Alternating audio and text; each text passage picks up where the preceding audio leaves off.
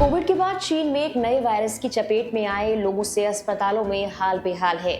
लेकिन क्या अब खतरे की घंटी भारत तक पहुंच चुकी है? चीन में फैले HMPV वायरस का पहला केस भारत में मिला है। बंगलुरु में 8 महीने की बच्ची में इस वायरस के संक्रमण का मामला सामने आया। इसके बाद एक 3 महीने के बच्चे में भी ये वायरस डिटेक्ट किया गया है।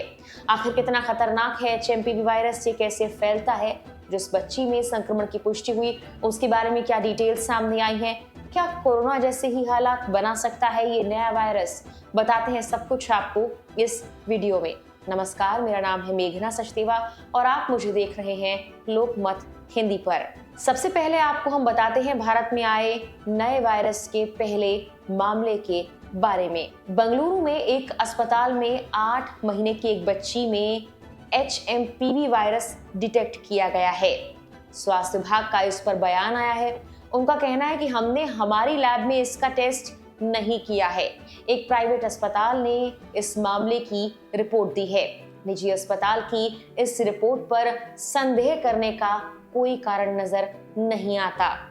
HMPV वायरस आमतौर पर बच्चों में ही डिटेक्ट होता है। सभी फ्लू सैंपल में से 0.7% HMPV के होते हैं।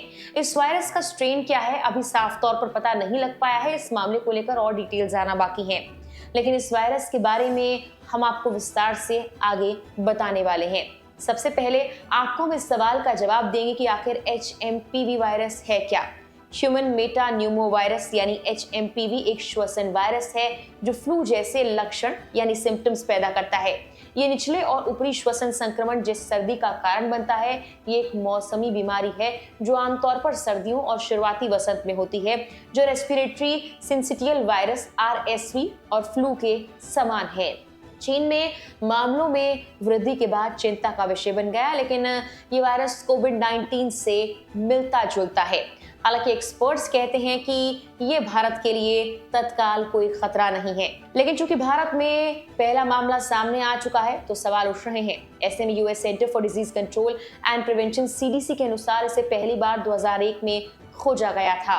एक्सपर्ट्स कहते हैं कि कुछ सीरोलॉजिकल सबूत ये बताते हैं कि ये वायरस कम से कम 1958 से व्यापक रूप से फैला हुआ है। HMPV RSV के साथ न्यूमोविरिडे परिवार में आता है। सामान्य मामलों में ये खांसी या गले में खराश, नाक बहने इस तरह के सिम्टम्स के साथ आता है। छोटे बच्चों और बुजुर्गों में HMPV का संक्रमण गंभीर हो सकता है। कमजोर इम्यून सिस्टम वाले लोगों में भी ये वायरस गंभीर बीमारी में तब्दील हो सकता है। HMPV 2 लोगों के बीच श्वसन प्रणाली के माध्यम से ही फैल सकता है। साथ ही लोगों के बीच संपर्क जैसे कि हाथ मिलाना या वायरस से दूषित किसी वस्तु को छूना, इससे ये फैल सकता है। इस वायरस से बचाव के लिए जरूरी है कि मास्क पहने, बार बार हाथ धोएं और रोग प्रतिरोधक क्षमता यानी अपनी इम्यूनिटी को और स्ट्रॉन्ग करें। विशेषज्ञ HMPV के लिए एंटीवायरल का इस्तेमाल करने से भी मना कर रहे हैं। सांस की बीमारी से जुड़े एक्सपर्ट्स ने लोगों को मानव मेटा न्यूमो वायरस से लड़ने के लिए एंटीवायरल दवाओं का आंख बंद कर इस्तेमाल करने के खिलाफ चेतावनी दी है। फिलहाल इसका कोई टीका नहीं है, लेकिन इसके लक्षण सर्दी जुकाम जैसे ही होते हैं। 2023 में Netherland, Britain, Finland, Australia, Canada, America और चीन में HMPV का पता चला था। खतरे को देखते हुए दिल्ली की मेडिकल ऑफिसर्स ने वायरस जुड़ी चुनौतियों से निपटने के लिए एडवाइजरी भी जारी कर दी है। HMPV को लेकर दिल्ली से लेकर तेलंगाना की सरकार ने दिशा निर्देश जारी किए हैं।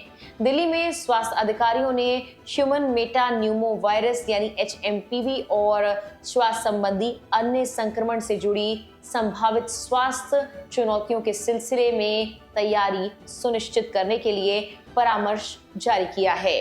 स्वास्थ्य मंत्रालय ने फिलहाल कहा है कि वो सभी उपलब्ध चैनल्स के माध्यम से चीन की स्थिति पर बारीकी से नजर बनाए हुए हैं और उन्हें विश्व स्वास्थ्य संगठन यानी WHO से भी स्थिति के बारे में वक्त पर अपडेट साझा करने का अनुरोध किया है।